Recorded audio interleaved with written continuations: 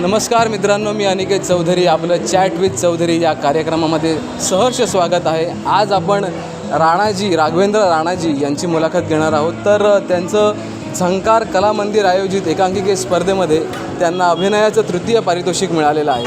तर एकंदरीतच त्यांच्या या गप्पा या एकांकिकेबद्दल, त्यांचं प्रवासाबद्दल काय म्हणणं आहे आपण ते जाणून घेऊयात. राघवेंद्रजी राणा, तुम्ही काय सांगाल? तुम्हाला तृतीय क्रमांकाचं बक्षीस मिळालं आहे. खरंच खूप आनंद झाला आहे आणि समाधान पण आहे. याच्यामागे आपल्या संपूर्ण टीमची जी मेहनत आहे ती खरंच वाखाणण्यासारखी आहे. प्रत्येकाने आपापलं काम जे वाटून दिलं होतं ते अगदी योग्य पद्धतीने केलं. आणि बक्षीस मिळण्यामागचं महत्त्वाचं कारण हे आहे की कथा खूप भक्कम आहे. कथेमध्ये जो सामाजिक विषय आहे की जो वृद्ध लोकांचा असतो, त्यांच्याकडे कसं दुर्लक्ष होतं, ही कथा अगदी तुमच्या आमच्यासारख्या सामान्य माणसाची आहे. आणि वृद्धांची काय परखड होते ती त्यांनी फार छानपणे दाखवलेलं आहे. अगदी खूप म्हणजे मोलाचे शब्द वापरलेले आहेत. आणि माझे जे साथीदार होते रोहन आणि तनुजा, त्यांनी पण खूप चांगली साथ दिली याच्यामध्ये. आणि पूर्ण टेक्निकल टीमनी याच्यामध्ये खूप चांगला सहभाग घेतला. आणि ही कथा आम्ही गेली 4 वर्षे करतो आहे. आणि आत्ता त्याला एक हे मिळालं आहे, प्लॅटफॉर्म. कधीतरी लक्षात येतं की आपल्या कलेला वाव मिळाला आहे, आपल्या लेखनाला एक समृद्ध असा प्रेक्षक वर्ग लाभलेला आहे. आणि परीक्षकांनीसुद्धा ते मान्य केलेलं आहे की खरोखरच हा विषय अगदी गंभीर आहे आणि त्याचं हे झालं पाहिजे, ही प्रसारणा झाली पाहिजे, एवढं मी बोलू शकतो. तर जसं सरांनी सांगितलं की गप्पा ही एकांकिका अशी एकांकिका आहे जी आधुनिक पिढी आणि आधीची पिढी यातलं द्वंद्व त्या गप्पांमार्फत सुरू होतं. आणि तिथून पुढे तो जो गप्पांचा एक प्रवास आहे तो या संपूर्ण एकांकिकेची सारांश आहे. एकूण 6 एकांकिके होत्या, त्यातील गप्पा या एकांकिकेला यांना अभिनयाचं तृतीय पारितोषिक आणि लाईटसाठी प्रतीक शिंदे यांना तृतीय क्रमांकाचं पारितोषिक मिळालेलं आहे. तर राघवेंद्र राणांना आपण याच्या आधीच्या स्पर्धेच्या प्रवासाबद्दल त्यांना विचारूयात. तर राणाजी, या आधीच्या एकांकिका झाल्या स्पर्धा, त्यामध्ये देखील आपण गप्पांचा प्रयोग केला. तर त्या प्रयोगांमध्ये झालेल्या चुका किंवा त्या प्रयोगांमध्ये तुम्हाला जे काही शिकवण मिळाली त्या तुम्ही इथे कशा सुधारल्या जेणेकरून तुम्हाला आज हे पारितोषिक मिळालं असं तुम्हाला वाटतं?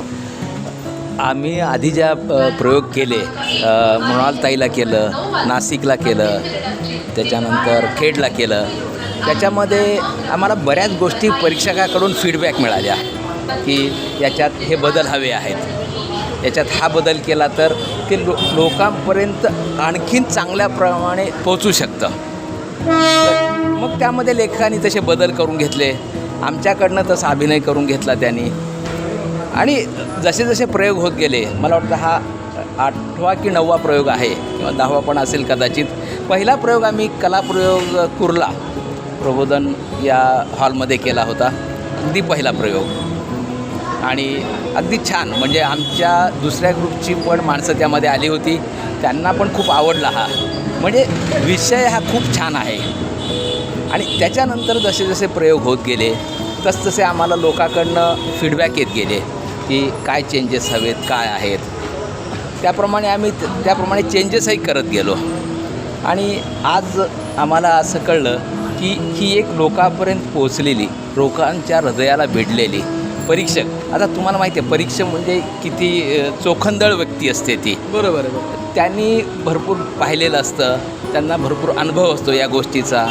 म्हणजे त्यांनी या सगळ्या गोष्टी पाहून हे ठरवलं की ही कुठे आहे, म्हणजे स्पर्धेला उतरण्याच्या ह्याच्यात आहे आणि बक्षिसास पात्र आहे. राघवेंद्र सरांनी आपल्याला आधीच्या प्रयोगांबद्दल माहिती दिली.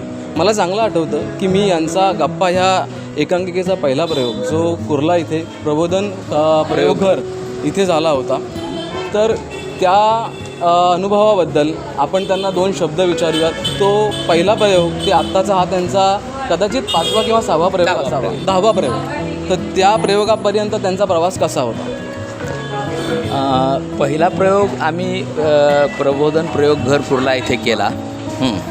आणि त्यामध्ये सरांना जे सुरुवातीला सुचलं होतं त्याप्रमाणे त्यांनी ते लेखन केलं होतं आणि आमचा अगदी पहिलाच प्रयोग होता. त्याच्यामुळे ह्याचे काय आणि आम्हाला असं झालं होतं की फारशी रिहर्सल करायला तालीम करायला वेळ पण एवढी मिळाली नव्हती.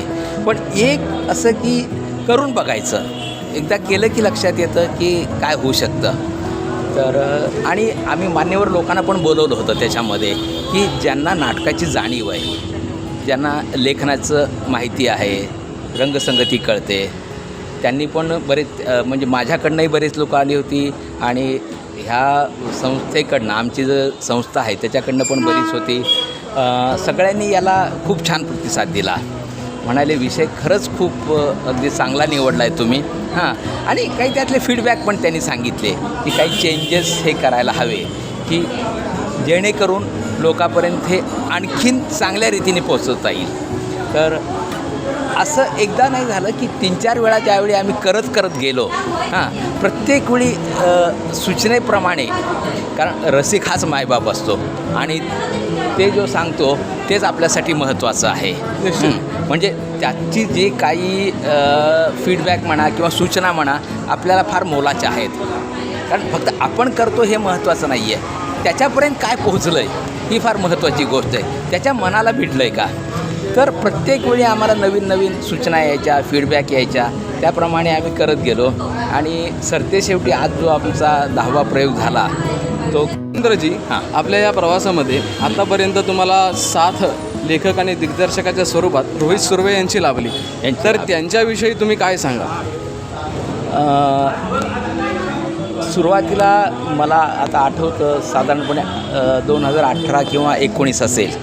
मला एक आमचे मित्र होते तुषार म्हणून, त्यांनी सांगितलं की तू इकडे तिकडे काय करतोस, मी तुला एकाचं नाव नंबर देतो, तू त्यांना जाऊन भेट. मग मी एके दिवशी रोहित सरांना फोन केला आणि त्यांना येऊन भेटलो. अगदी साधे सरळ गृहस्थ. म्हणजे दिग्दर्शक म्हणला की एक काहीतरीच डोक्यात वारा गेल्यासारखा एक जो प्रकार असतो तो त्यांच्यात नव्हता. सरळ एक मराठी माणूस, आपल्याच विभागातला मराठी माणूस आहे आणि त्यांनी आमच्याशी बोललो. सुरुवातीला मी फक्त जाऊन बसायचो. नंतर त्यांनी जोशी मेट्स जोशी असं एक एकांकिका होती ती करायची ठरवली आणि त्यामध्ये त्यांनी मला वडिलाची भूमिका दिली. पण जाणून घेऊयात त्यांच्या वैयक्तिक प्रवासाबद्दल, तेही थोडक्यात, की आत्तापर्यंत त्यांचा प्रवास कसा होता. तर सर थोडक्यात तुम्ही सांगा की आत्तापर्यंतच्या गप्पा, मला जसं आठवते की 2019 पासून तुमचा हा या संस्थेबरोबरचा प्रवास सुरू झाला, तर आत्तापर्यंतच्या या प्रवासाबद्दल थोडक्यात तुम्ही समजवाल. म्हणजे मध्ये काय झालं की 20 आणि 21मध्ये त्या कोविडमुळे खूप प्रश्न निर्माण झाले. म्हणजे आम्ही जवळजवळ एकमेकाला भेटू शकत नव्हतो.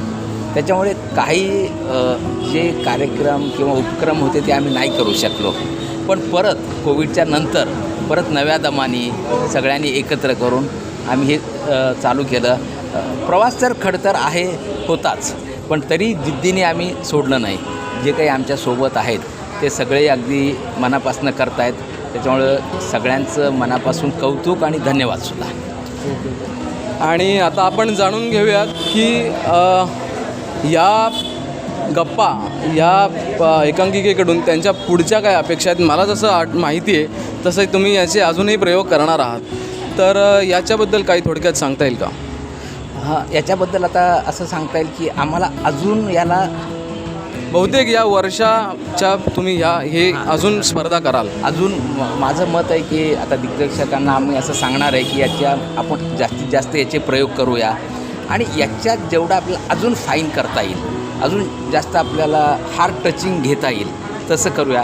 काही लेखनात काही बदल करण्याचं असेल तर त्याप्रमाणे ते करतील आणि नक्कीच आणि त्याप्रमाणे ते नक्कीच बरोबर. तर आपण बघितलं की एवढ्या कलाकाराच्या आयुष्यातल्या संघर्षामध्ये कलाकाराला एखादं बक्षीस त्याचं समाधानकारक त्याच्या आयुष्यामध्ये काहीतरी एक नवचैतन्य घेऊन येतं. त्याप्रमाणे राघवेंद्र सरांच्या आयुष्याचा असा हा क्षण आहे.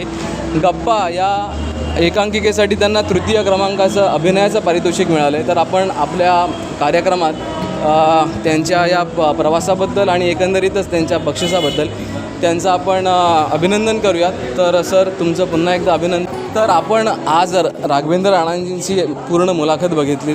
त्यांचा आत्तापर्यंतचा प्रवास जो 2019पासून या संस्थेबरोबर सुरू झाला होता, ते गप्पा या एकांकीपर्यंत येऊन कसा ते आत्तापर्यंत येऊन पोहोचले आपण अनुभवलं. तर आपण अशाच प्रकारच्या मुलाखती याही पुढे घेणार आहोत. कॅमेरामन विक्रम मस्करसोबत अनिकेत चौधरी, चॅट विथ चौधरी या कार्यक्रमामध्ये आपण इथे आता सांगता करत आहोत. समाप्त. धन्यवाद.